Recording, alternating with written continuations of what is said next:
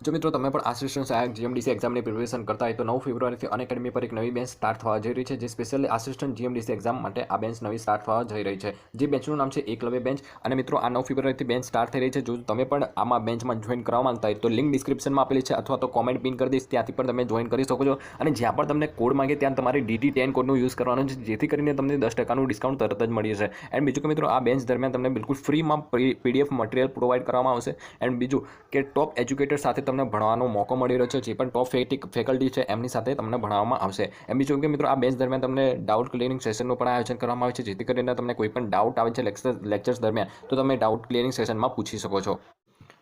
એના સિવાય બીજું કે મિત્રો શંખના ટેસ્ટ સિરીઝનું પણ આયોજન કરવામાં આવે છે, જે 1 ફેબ્રુઆરીથી લઈને 21 ફેબ્રુઆરી સુધી આ ટેસ્ટ સિરીઝ આયોજન કરવામાં આવેલી છે. અને એ ટેસ્ટ તમે બિલકુલ મફત આપી શકો છો, અને આ જે સ્પેશિયલી જીપીએસસી પ્રિલિમ્સ એક્ઝામ માટે ખૂબ જ ઉપયોગી થશે. જો તમારો ફર્સ્ટ નંબર આવે છે તો તમને 1 મંથનું અનએકેડમીનું પ્લસ સબસ્ક્રિપ્શન મળી રહ્યું છે. સેકન્ડ નંબર આવે છે તો એમેઝોન વાઉચર મળી રહ્યું છે 1000 રૂપીસનું. થર્ડ નંબર આવે છે તો 700 રૂપીસનું એમેઝોન વાઉચર મળી રહ્યું છે. અને મિત્રો આ ટેસ્ટ સિરીઝમાં જોઈન કરવા માટેની લિંક પણ ડિસ્ક્રિપ્શનમાં આપેલી છે અને કોમેન્ટ પણ આપેલી છે. અને તમે DT10 કોડનો યુઝ કરવાનો છે, જેથી કરીને આ ટેસ્ટ તમે મફતમાં આપી શકો છો. બરાબર. એના સિવાય બીજું મિત્રો તમે અનએકેડમી પર મફત લાભ લેવા માંગતા હોય તો સૌથી પહેલાં તમારે અનએકેડમી એપ ડાઉનલોડ કરવાની છે. ચૂઝ યોર ગોલમાં તમારે જીપીએસસી પસંદ કરવાનું છે અને એન્ટર ઇન્વાઇટ કોડમાં DT10 કોડનો યુઝ કરવાનો છે. પછી તમારું સ્ટાર્ટ થઈ જશે.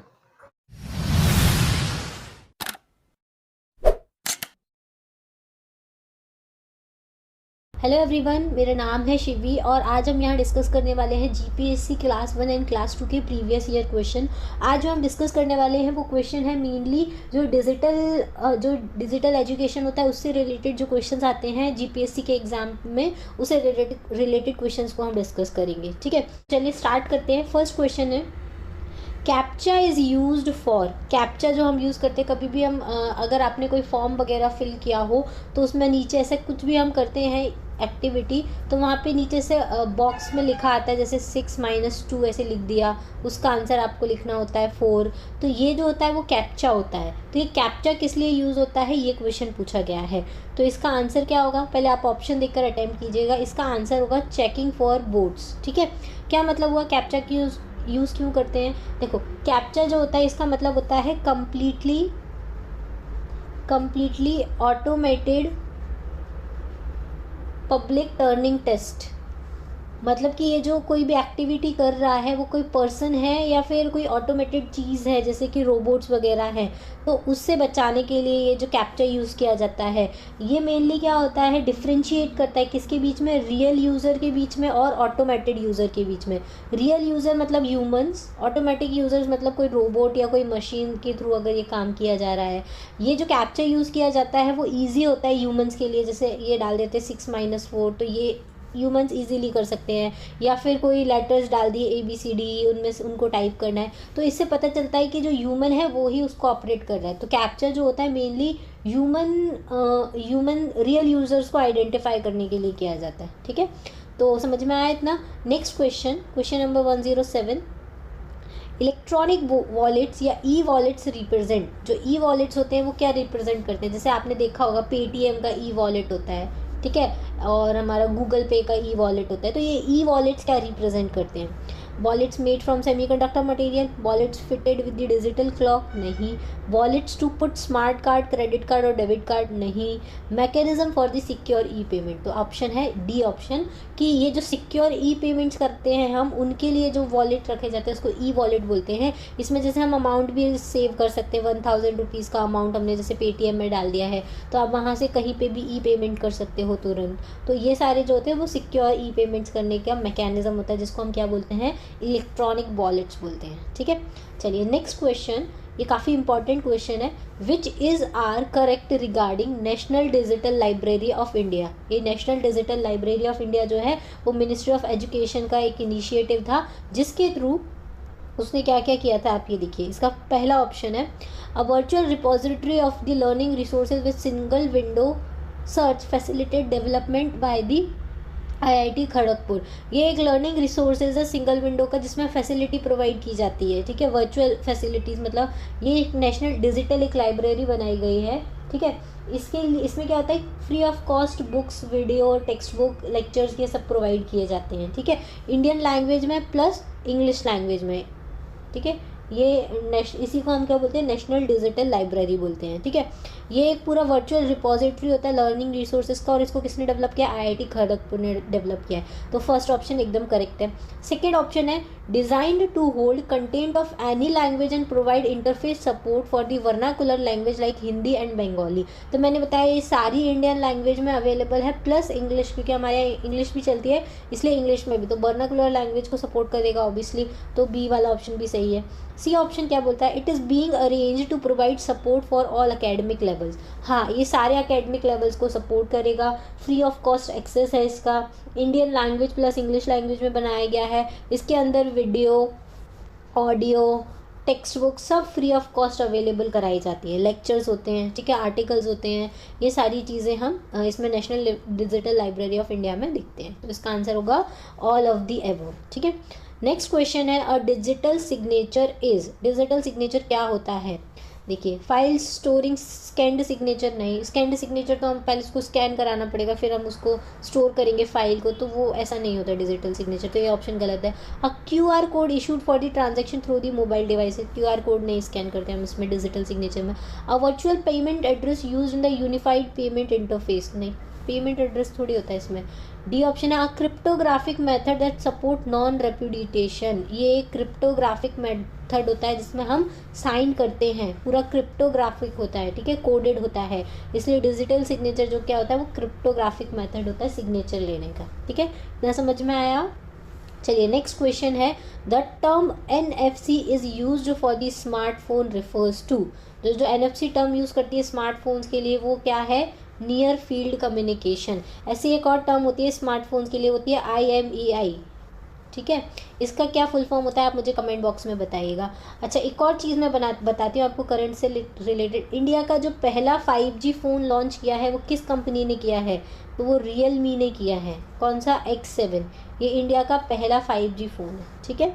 चलिए नेक्स्ट क्वेश्चन है, मैच दी फॉलोइंग टर्म्स। देखो आपको फॉलोइंग टर्म्स को मैच करना है।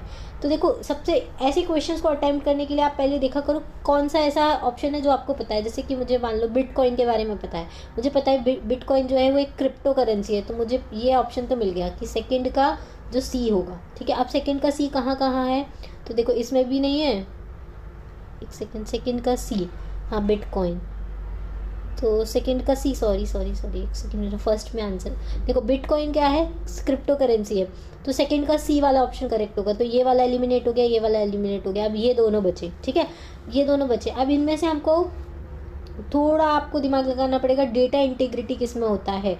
तो डेटा इंटीग्रिटी मतलब क्या होता है हमारा, डेटा इंटीग्रिटी मतलब होता है हैशटैग लगाते हैं ना, जिसमें पूरा जैसे आपने सुना होगा हैशटैग मीटू कैंपेन, उसमें जितने लोग हैशटैग मीटू लगाएंगे तो पूरा डेटा क्या होगा, एक साथ इंटीग्रेट होता है, तो उसको हम बोलते हैं डेटा इंटीग्रिटी। तो हैशटैग उसमें यूज़ करते हैं, तो इसका आंसर क्या होगा, फोर्थ का बी। तो सेकंड का सी, फोर्थ का बी किस में है, सी ऑप्शन में है, ठीक है। तो इसका आंसर होगा सी ऑप्शन करेक्ट। तो फर्स्ट का क्या होगा, डी। PKI जो होता है वो असिमेट्रिक कीज़ होते हैं, बिटकॉइन जो होता है क्रिप्टो करेंसी होती है, स्टक्स नेट क्या होता है, ये साइबर फिजिकल अटैक होता है, स्टक्स नेट, ठीक है। और डेटा इंटीग्रिटी क्या होता है, हैशटैग, हम लोग हैशटैग यूज़ करते हैं ना इंटीग्रिटी के लिए, तो वो याद रखना। चलिए नेक्स्ट क्वेश्चन है, the government of India initiative Meghraj, जो गवर्नमेंट ऑफ इंडिया का इनिशिएटिव है मेघराज, वो किससे रिलेटेड है। देखो मेघराज एक टाउन भी है, कहाँ पर, गुजरात में, तो आप उससे कोरिलेट मत कर लीजिएगा। ये मेघराज इनिशिएटिव है गुजरात का, जो किससे रिलेटेड है, क्लाउड कंप्यूटिंग से रिलेटेड है, जो a set of distributed cloud computing environment following a set of common standard, उसको हम बोलते हैं मेघराज। ये गवर्नमेंट से रिलेटेड जो भी क्लाउड कंप्यूटिंग की चीज़ें होती हैं उससे रिलेटेड होता है। क्लाउड कंप्यूटिंग मतलब एक वर्चुअली स्पेस क्रिएट करना जहाँ पे हम डेटा को स्टोर कर सकते हैं, उसको हम क्या बोलेंगे, मेघराज या फिर क्लाउड कंप्यूटिंग। नेक्स्ट क्वेश्चन है EVM, व्हाट इज, अच्छा नेक्स्ट क्वेश्चन है, इन EVM electronic voting machine VVPAT is acronym for, मतलब VVPAT का एक्रोनिम पूछ रहा है, VVPAT का क्या मतलब होता है।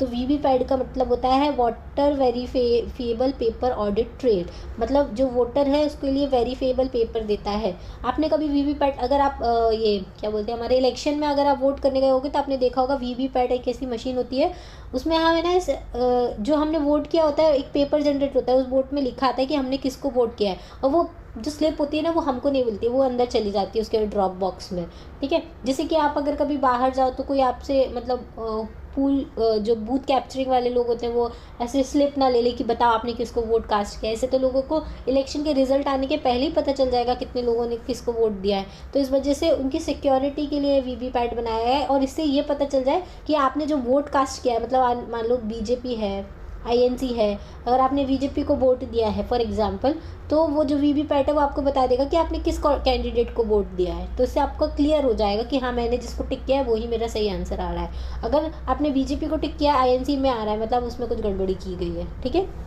तो ये इसके लिए होता है VVPAT, water verified paper audit trail. अच्छा, सबसे पहले जो वीवीपैट यूज़ किया गया था वो यूज़ किया गया था 2013 में। कहाँ पे यूज़ किया गया था? नागालैंड में यूज़ किया गया था पहली बार। और फिर 40 मतलब लार्ज स्केल में जो यूज़ किया गया था 40 डिस्ट्रिक्ट्स में यूज़ किया गया था, 40 प्लेसेस पे यूज़ किया गया था, वो भी 2013 में ही किया गया था। और कहाँ पे किया गया था? मिज़ोरम में किया गया था। कहाँ किया गया था? मिज़ोरम में किया गया था। तो दोनों नॉर्थ ईस्ट स्टेट्स में ही वीवीपैट का यूज़ करना स्टार्ट किया गया था। अच्छा, आपको पता होगा इलेक्ट्रॉनिक वोटिंग मशीन के बारे में, ये 1989 में डेवलप की गई थी। कब डेवलप की गई थी? 1989 में डेवलप की गई थी। इसको सबसे पहले जब यूज़ किया गया था, ईवीएम को यूज़ बता रही हूँ मैं, केरल में यूज़ किया गया था, केरला में यूज़ किया गया था सबसे पहली बार। और 2014 के बाद से ये सारे इलेक्शन में ईवीएम का यूज़ किया जाता है। पहले पेपर बैलेट का यूज़ किया जाता था, लेकिन 2014 के बाद ईवीएम का लार्ज स्केल पे यूज़ किया जाता है, ठीक है। लार्ज स्केल क्या, पूरी कंट्री में सी का यूज़ किया जाता है, ईवीएम का, ठीक है। इतना क्लियर है आपको? Next question, match the following terms. आपको टर्म्स को मैच करना है। इसमें भी आप सेम चीज़ लगा सकते हो। अगर आपको जैसे किसी भी चीज़ के बारे में पता है कि वो क्या है, जैसे मान लो पेमेंट गेटवे। पेमेंट गेटवे हमको पता है ई कॉमर्स से रिलेटेड है, तो फर्स्ट का सी। तो आप एक बार देखिए फर्स्ट का सी कहाँ है। इसमें तो डायरेक्ट ही आपको ऑप्शन मिलेगा कि फर्स्ट के सी जो है वो एक ही ऑप्शन में है। तो कभी कभी ऐसा भी हो जाता है कि एक ऑप्शन आपको आता है और उसी से सारे आपके आंसर सॉल्व हो जाते हैं, तो आप ऐसे भी कर सकते हैं। अब आइए हम इसको डिटेल में डिस्कस कर लेते हैं। पेमेंट गेटवे तो ई कॉमर्स होता है। पीएमजी दिशा, ये एक गवर्नमेंट का इनिशिएटिव था। पीएमजी दिशा का फॉर्म होता है प्रधानमंत्री ग्रामीण डिजिटल साक्षरता अभियान, ठीक है। ग्रामीण डिजिटल साक्षरता अभियान इसका फुल फॉर्म है। ये किसके लिए की गई है? डिजिटल लिटरेसी के लिए की गई है। ये वाली जो स्कीम है वो डिजिटल लिटरेसी के लिए की गई है। फिर digital signature certificate, digital signature certificate जो है वो ई मुद्रा के अंदर आता है। फिर इलेक्ट्रॉनिक डिलीवरी ऑफ सर्विस, ये जो की गई है वो ई क्रांति के अंदर। ई क्रांति जो एक स्कीम लॉन्च की गई थी जिसमें सारी गवर्नमेंट सर्विसेज को आपको होम डिलीवरी की जाएगी या ई डिलीवरी, इलेक्ट्रॉनिक डिलीवरी की जाएगी। आपको उस स्कीम को बोलते हैं हम ई क्रांति स्कीम, ठीक है। तो ऐसा क्लियर हो गया। इससे आपके क्वेश्चन बन गए हैं कि प्रधानमंत्री ग्रामीण दिशा योजना क्या होती है, तो डिजिटल लिटरेसी पे आधारित है, ठीक है। पेमेंट गेटवे आपको पता ही है, ई मुद्रा। तो ऐसे क्वेश्चंस आते हैं डिजिटल लिटरेसी या डिजिटल इन्फॉर्मेशन से रिलेटेड। अभी हमारे यहाँ बहुत ज़्यादा make in India, digital India, ये सारे कैंपेन चल रहे हैं, तो इसके क्वेश्चंस काफ़ी इंपॉर्टेंट हैं। जो जीपीएससी का एग्ज़ाम है 21 मार्च को, उसमें भी ऐसे क्वेश्चंस आने की बहुत ज़्यादा चांसेस हैं, ठीक है। तो आपको साइंस एंड टेक और डिजिटल जो भी नई स्कीम लेके आई है गवर्नमेंट ऑफ इंडिया, जो भी नए नए प्लेटफॉर्म उसने चालू किए, नई स्कीम चालू की है डिजिटल इंडिया से रिलेटेड, वो आप देख सकते हैं। उनको छोड़कर आप मत जाइएगा, ठीक है, क्योंकि उन पर क्वेश्चन सिंपल आएंगे और आप उससे अटैम्प्ट कर सकते हैं। Which of the following can be ethical concern in the area of agriculture. Ethical concern कौन सा है इसमें से, ठीक है। ये क्वेश्चन आप अटैम्प्ट कीजिएगा। देखो मैं आपको सॉल्व कराती हूँ। इसका आंसर है D option, introduction of animal genes into the plant. देखो एथिकल कंसर्न मतलब, एथिकल कंसर्न मतलब देखो एथिकली क्या कंसर्न है हमारे लिए। अगर हम एनिमल जीन्स को प्लांट्स में इंट्रोड्यूस करते हैं तो ये तो एथिकली रॉन्ग हो जाएगा। एनिमल्स को हम प्लांट्स में मिक्स कैसे कर सकते हैं, ठीक है।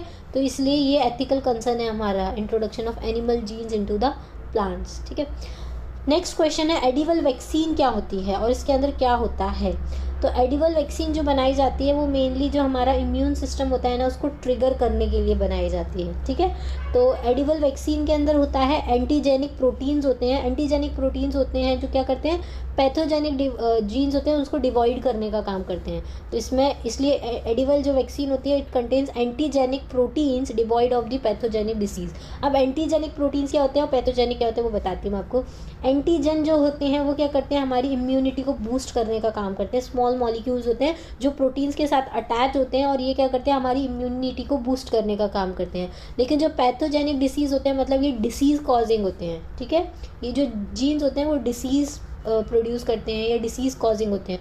तो जो एंटीजन होते हैं वो क्या करेंगे, इनको पैथोजेंस को हमारी बॉडी से हटाने का काम करेंगे। तो उसको हम क्या बोलते हैं, एडिबल वैक्सीन। जैसे कोविड की वैक्सीन है, ठीक है, कोविड वैक्सीन है तो उसमें ऐसे एंटीजेंस डाले गए हैं जो हमारी बॉडी में कोविड वायरस से लड़ने के लिए, उसे फाइट करने के लिए केपेबल हो, ठीक है। तो उसको हम बोलते हैं antigen proteins devoid of pathogenic genes, ठीक है।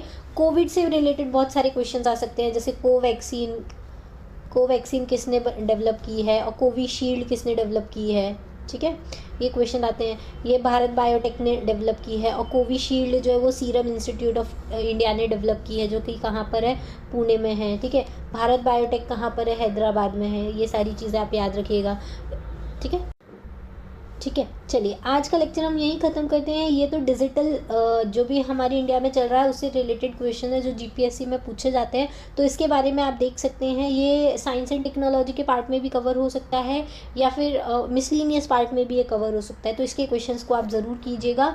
और इसके अलावा आपको तमिलनाडु हिस्ट्री समरी या फिर पॉलिटी के एम लक्ष्मीकांत को फॉलो करना है। पॉलिटी का आपको क्विक रिवीजन करना है जीपीएससी के लिए, तो मैंने उसकी सीरीज़ स्टार्ट की है। मेरा चैनल है एक शिवी सिंघल नाम से, शिवी सिंघल, उस पर आपको पॉलिटी की रिवीजन सीरीज़ मिल जाएगी। वो जीपीएससी के एग्ज़ाम के पहले पूरी सीरीज़ कंप्लीट हो जाएगी। अभी उसमें मैंने 5 से 6 लेक्चर अपलोड किए हैं, आप वो देख सकते हैं अगर आपको पॉलिटी को रिवाइज करना है, ठीक है। आज के लिए इतना ही, थैंक यू।